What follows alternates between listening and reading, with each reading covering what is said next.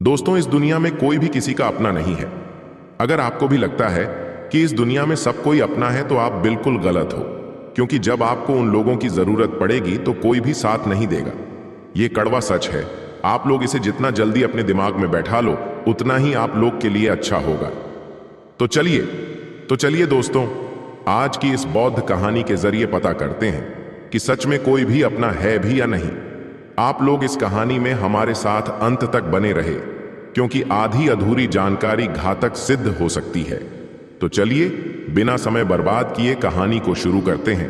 पर वीडियो में आगे बढ़ने से पहले, यदि आप भी भगवान गौतम बुद्ध के सच्चे भक्त हैं तो इस वीडियो को लाइक करके कमेंट बॉक्स में नमो बुद्धाय जरूर लिख देना।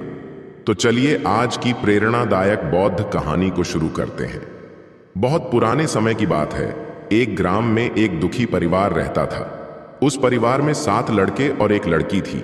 8 के माता पिता जल्दी ही गुजर गए थे, तो बच्चों ने भी जल्दी ही अपनी अपनी जिम्मेदारियां समझ ली थी। शुरू में सबको गुजारा करने में काफी परेशानी हुई थी, लेकिन समय के चलते सब कुछ उन्हें आसान लगने लगा था। अब उन्होंने माँ बाप के बिना जीना सीख लिया था। वह 7 भाई और एक बहन इस गांव में बड़े प्यार से मिलजुल कर रहते थे। दिन निकलते ही 7 भाई शिकार के लिए निकल जाते और बहन सबके लिए खाना पकाती थी और घर के बाकी के दूसरे कामकाज करती थी। भाई जब जंगल से वापस आते तो साथ में बड़े बड़े जानवर, पक्षी आदि को मारकर लाते थे। वह 7 भाई जो भी चीज लाते थे, बहन उनके मांस को बड़े चाव से पकाती थी और सब भोजन करके बड़ी तृप्त का अनुभव करते थे। ऐसे ही दिन गुजर रहे थे। एक दिन की बात है, 7 भाई जंगल में शिकार करने के लिए गए थे। शाम होने वाली थी। बहन सबके लिए खाना बना रही थी।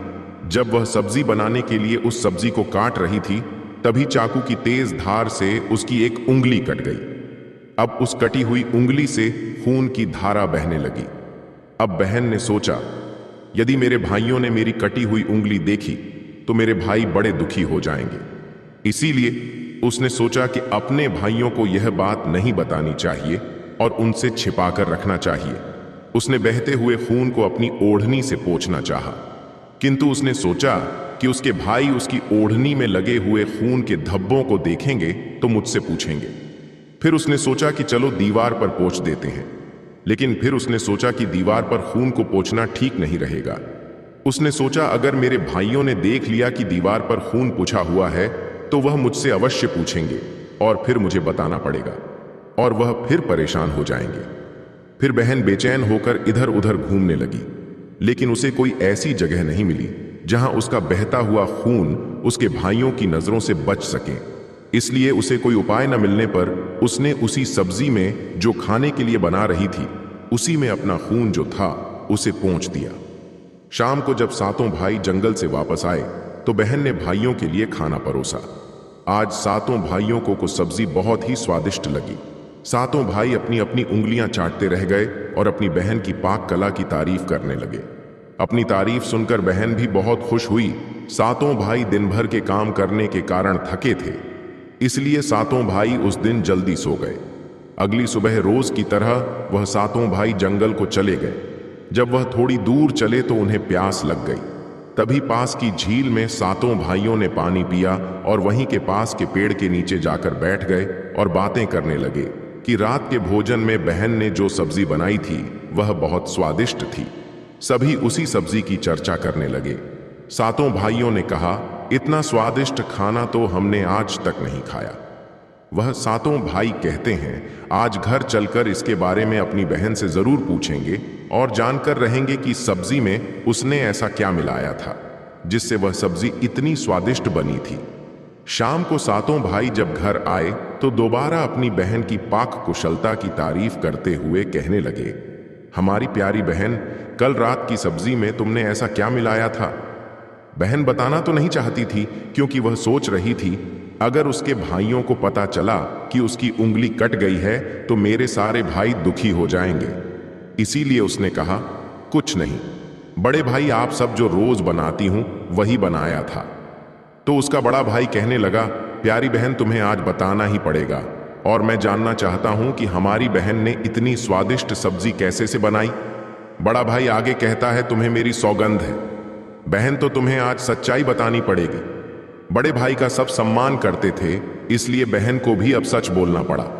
उसने धीरे धीरे सारी बात बताते हुए कहा, भैया मेरी उंगली कट गई थी, तो बस इतना सा अपना खून सब्जी में मिला दिया था, और ज्यादा कुछ नहीं। मैंने सोचा कि आप लोगों को पता चलेगा तो आप दुखी होंगे, इसलिए मैंने अपने खून को सब्जी में मिला दिया था। यह सुनकर 6 भाइयों ने मन में सोचा, इसके खून की चंद बूंदें इतनी स्वादिष्ट हैं तो इसका मांस कितना स्वादिष्ट होगा। रात के खाने के बाद 7 भाई सोने के लिए चले गए। 7 में फिर इस बात की चर्चा छिड़ गई। बड़ा भाई कहने लगा, अरे भाइयों, खून की कुछ बूंदें हमारी बहन की इतनी स्वादिष्ट है, तो सोचो उसके शरीर का मांस कितना स्वादिष्ट होगा। सबने बड़े भाई की हां में हां मिलाई, परंतु छोटे भाई को यह बात गलत लगी। उसने बड़े भाई का मान रखते हुए कुछ नहीं कहा, और अगले दिन शिकार के लिए 7 भाई जाते हैं। उस समय 7 भाइयों ने योजना बनाई कि बहन को मारकर उसका मांस बनाएंगे और खाएंगे। बहन का मांस खूब स्वादिष्ट होगा। 7वें भाई को अपने बड़े भाइयों की योजना बिल्कुल भी अच्छी नहीं लगी। वह अपनी बहन को बचाने के लिए बेचैन हो गया। वह खुलकर इसका विरोध तो ना नहीं कर सकता था, क्योंकि 6 भाई एक तरफ थे। सभी भाइयों ने मिलकर एक टीले पर बांस के पत्तों का एक चबूतरा बनाया, जिसे चांद कहते हैं। उनकी योजना यह थी कि बहन को बहला फुसलाकर यहां पर लेकर आएंगे और तीर मारकर अपनी बहन की हत्या कर देंगे और उसका स्वादिष्ट मांस खा लेंगे। अगले दिन बड़े भाई ने अपनी बहन से कहा, मेरी प्यारी बहन, अब तुम बड़ी हो गई हो और शादी के लायक हो गई हो। मैंने तुम्हारे लिए एक सुंदर वर की तलाश की है। आज हम उसको देखने जाएंगे और उसका घर भी देख कर आएंगे, इसीलिए तुम भी हमारे साथ चलोगी। बहन शादी की बात से बहुत खुश हुई, तुरंत तैयार होकर भाइयों के साथ चलने लगी। चलते चलते जब बहन थक गई तो उसने अपने बड़े भाई से पूछने लगे, भैया मेरी ससुराल अब कितना दूर है? तब बड़ा भाई बोला, बस अभी कुछ देर में हम पहुंचने वाले हैं। और बड़ा भाई बोला, देखो बहन, दूर से दिखाई दे रहा है। बड़ा भाई उसी टीले पर बने चांद को दिखाते हुए बोला, देखो मेरी प्यारी बहन, तुम्हारा ससुराल जहां तुम राज करोगी।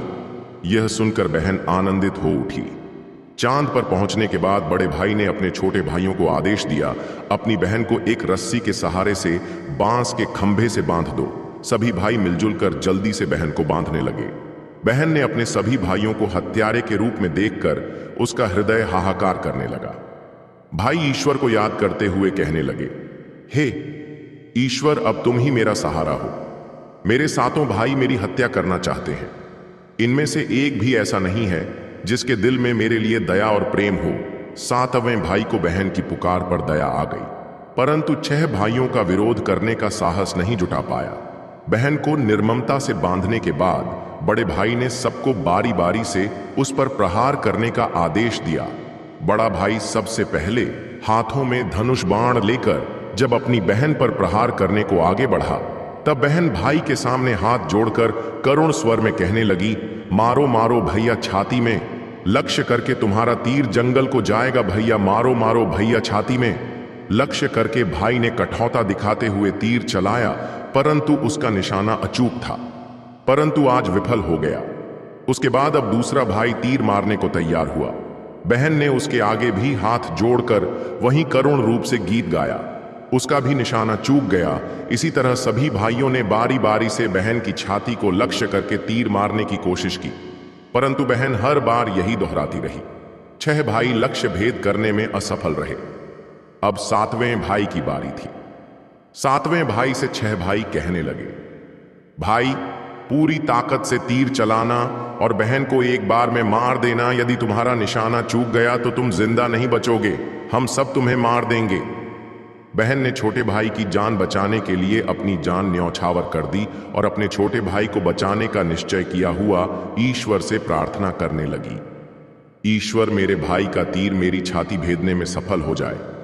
वह फिर करुण गीत गाने लगी, मारो मारो भाई, या छाती में लक्ष्य करके भैया छाती में, लक्ष्य करके तेरा तीर मेरी छाती भेद जाए। छोटे भाई ने तीर चलाया, उसका तीर बहन के माथे पर जा लगा। वह दर्द से तड़प उठी। कुछ देर तड़पने के बाद उसके प्राण त्याग दिए। 7 ने मिलकर अपनी बहन का मृतक शरीर नीचे उतारा। 6 भाइयों ने मिलकर बहन के शरीर को छोटे छोटे टुकड़ों में काट डाला। बड़े भाई ने छोटे भाई को जंगल से लकड़ी और पानी लाने का आदेश दिया। छोटा भाई पानी और लकड़ियों के साथ साथ कुछ मछली और केकड़े भी ले आया था। वहां अंदर ही अंदर बहुत दुखी था। उसके भाई बहन का मांस बड़े शौक से पका रहे थे। छोटा भाई बहन के मांस के साथ मछली और केकड़े भी पकाने को डाल दिए, जिससे उसने अपने खाने का जुगाड़ कर लिया। चावल और मांस तैयार हो गया। छोटे भाई ने पहले ही अपने बैठने के स्थान पर एक छोटा सा गड्ढा खोद लिया था। उसने अपनी बहन के मांस को चुपके से उस गड्ढे में डाल दिया और मछली और भात खाने लगा। बाकी 6 भाई बहन की हड्डियां जब खाने लगे तो छोटा भाई केकड़ा चबाने लगा। जब सबने बहन के शरीर का स्वादिष्ट मांस खाकर अपना पेट भर लिया तो बड़े भाई ने 7वें भाई से कहा कि झूठा साफ कर दो। तब छोटे भाई ने जो बहन की बची खुची हड्डियां और शरीर के अन्य भाग जैसे नाखून, पंजे, इन सबको इकट्ठा करके एक गड्ढे में डाल दिया और ऊपर से मिट्टी से ढक दिया। कुछ समय बाद जहां पर बहन के मांस के टुकड़े डाले गए थे, उस स्थान पर बांस का एक पौधा उग आया था। धीरे धीरे वहां पर बांसों का झुंड बन गया। एक बार एक समुदाय और उसी बांस के झुरमुट पहले छुपकर मलंग करने लगे। उसी समय आकाशवाणी हुई, संत दुर्गंध आ रही है, संत दुर्गंध आ रही है। बार बार यह आकाशवाणी सुनने के बाद संत ने झटपट उस स्थान को साफ कर दिया। उस संत ने झुरमुट में से एक बांस को काट लिया और अपने साथ ले गए। उस बांस को काटकर संत ने एक बहुत ही सुंदर बांसुरी बनाई और उसे बजाकर दिन भर लोगों के घर जाकर भिक्षा मांगने लगे और बदले में खूब सारा उपदेश देने लगे। एक दिन की बात है, संत भिक्षा मांगने के लिए उसी गांव में चले गए जहां पर उस बहन के 7 भाई रहते थे। जैसे ही वह संत बड़े भाई के द्वार पर गए, जैसे ही संत ने बांसुरी बजाना शुरू किया, उसमें से आवाज आई, दया प्रेम सब छोड़कर रिश्ते में यही दाग लगाया है नबाद। और बांसुरी इस तरह की करुण आवाज सुनकर बड़े भाई के पसीने छूटने लगे। उसने अपनी पत्नी से कहा कि इस योगी को तुरंत भिक्षा दो और यहां से विदा करो। उसकी पत्नी ने वही किया। योगी को तुरंत दीक्षा देकर विदा कर दिया। इसी तरह योगी बाबा बारी बारी से 6 भाइयों के द्वार पर गए। उनके घर जाते ही बांसुरी से स्वयं वही गीत बजने लगा। उन 6 भाइयों ने भी अपनी पत्नी को तुरंत ही कुछ दीक्षा देकर संत को विदा करने को कहा। उन 6 भाइयों के मन में डर समा गया कि कहीं अगर यह संत ज्यादा देर रुका तो पोल खुल जाएगी कि अपनी बहन की हत्या इन्होंने ही की है। अब अंतिम समय साथ में भाई के द्वार पर आया। जैसे ही वह योगी वहां पहुंचे, 7वां भाई अभी तक कुंवारा था और अकेले रहता था।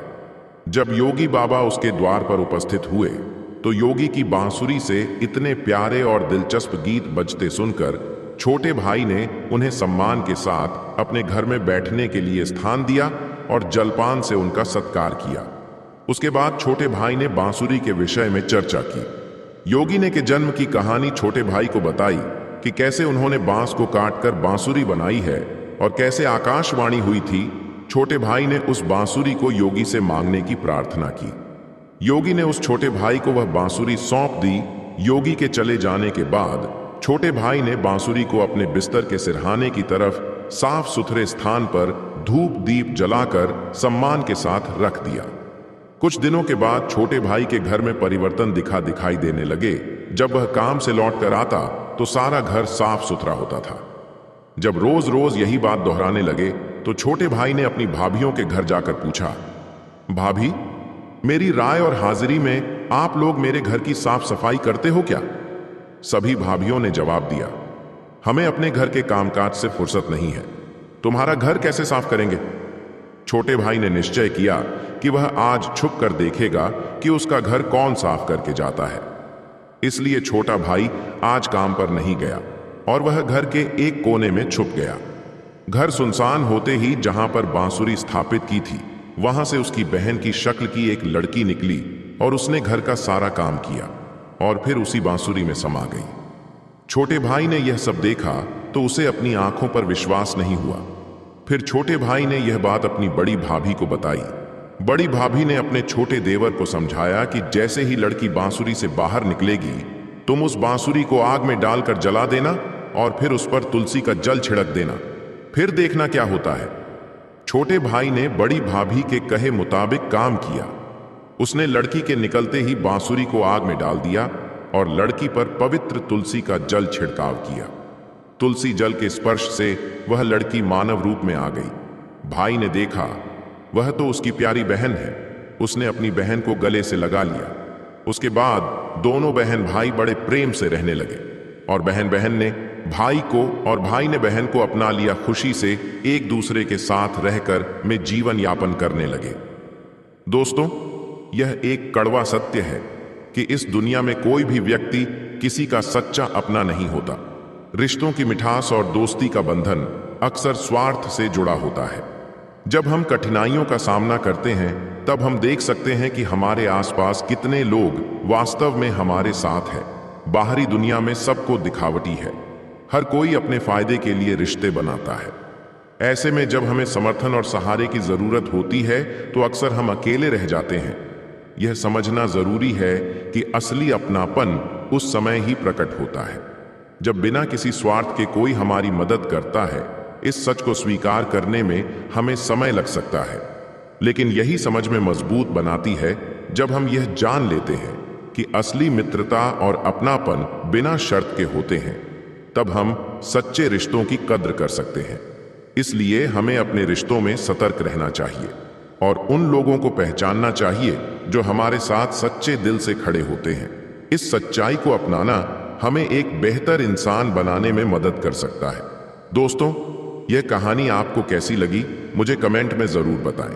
अगर आप भगवान बुद्ध की प्रेरणादायक कहानी देखना चाहते हैं तो हमारे चैनल को सब्सक्राइब